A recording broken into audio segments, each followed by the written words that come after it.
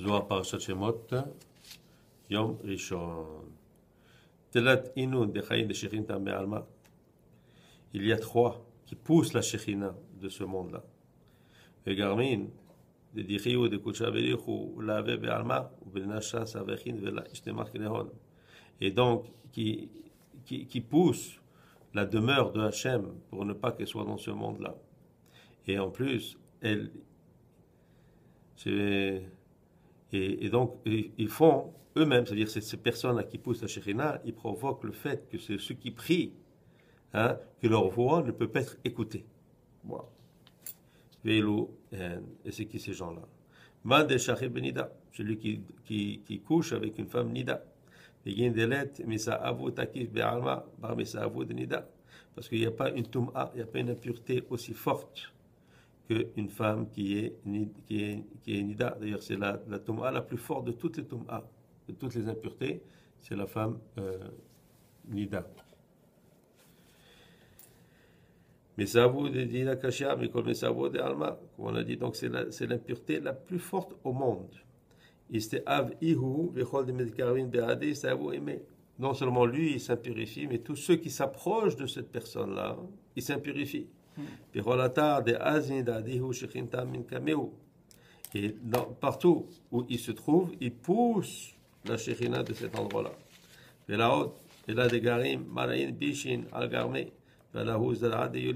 Non seulement ça, mais il amène des mauvaises choses sur lui et sur sa descendance. Dès qu'il s'approche, l'homme de cette femme Nida, cette impureté, elle s'accroche à lui. Elle vient, elle s'imprime, elle s'incruste dans tous ses membres. Et donc, ceux qui l'enfantent avec ces relations-là, ils ont aussi cet esprit d'impureté. Et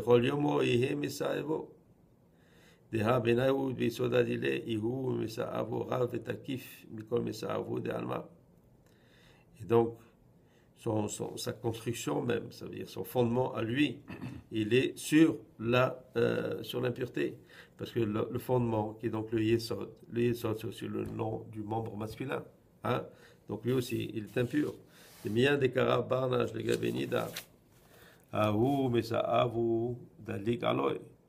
Il dit, donc, dès qu'il vient, comme on a dit, elle saute sur lui, cette impureté. Comme il est écrit, Uti nidata alav. C'est écrit que son impureté à elle sera sur lui. C'est quoi donc, qu'est-ce qui pousse, la deuxième chose qui pousse la Shekhina de ce monde? Celui qui va avec une femme Goya. Il rentre la Brit Kodesh, ça veut dire cette circoncision qu'il a la Brit Mila, dans un autre domaine. Comme il est écrit, Ubal bat el nechar. Et de Tanenan, la kina kame kocha bechu barkin a de Brit Kadisha, vehu kiyuma adishma Kadisha, veraza de muta. Parce que nous avons appris que il y a rien qui est aussi important pour Hachem, c'est-à-dire vraiment quelque chose où il tient beaucoup, comme le Brit Kodesh, comme le fait que l'homme protège sa Brit. Il dit pourquoi? Parce que ça représente le Shem HaKadosh. On sait que ça représente le nom Shaddai, Shin Dalet Yud. Et ça, c'est un grand secret de l'Aïmouna. Maketiv.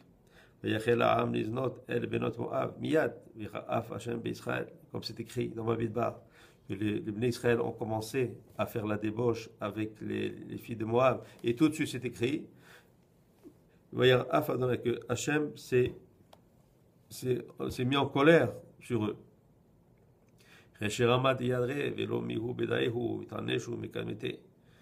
dit, et surtout les chefs du peuple qui ont vu, mais ils n'ont pas retenu le peuple, eux ont été punis en premier. Dirtiv,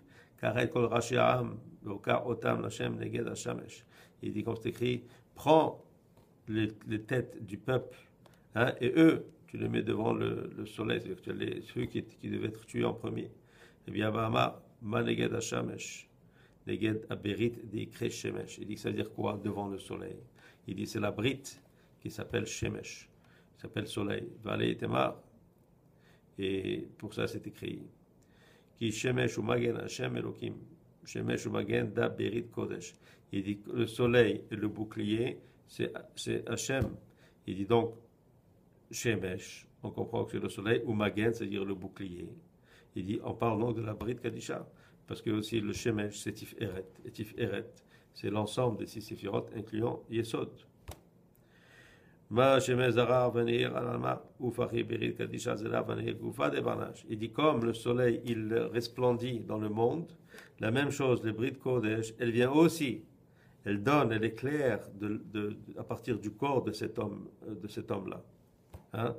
Il dit parce que comme à cause de ce Brit Kodesh, lui, il est Kodesh lui-même. Donc, à travers son corps, il y a cette resplendissance-là du Kodesh. Magen, ma Magen Ihu, le Gana Ale de Barnash. Il dit c'est quoi le bouclier? C'est ce qui protège l'homme. Ufachi Berit Kadisha Magen Ale de Barnash. Donc, le Brit Kodesh lui protège l'homme. Et celui qui fait attention à ça, il n'y a rien, aucun mal qui peut lui arriver. C'est comme donc ce qu'on appelle le soleil. Il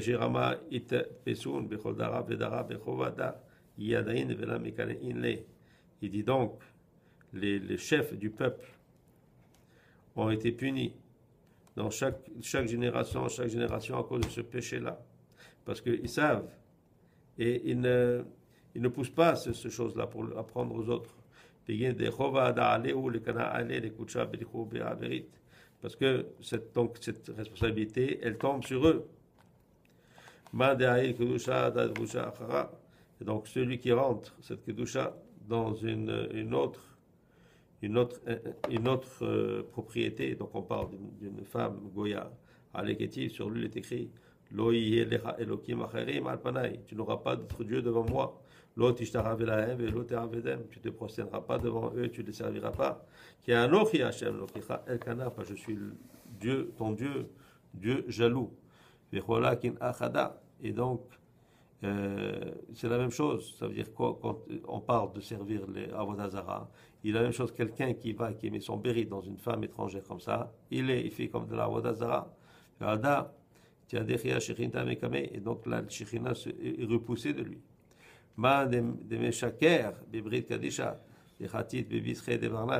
Et donc, celui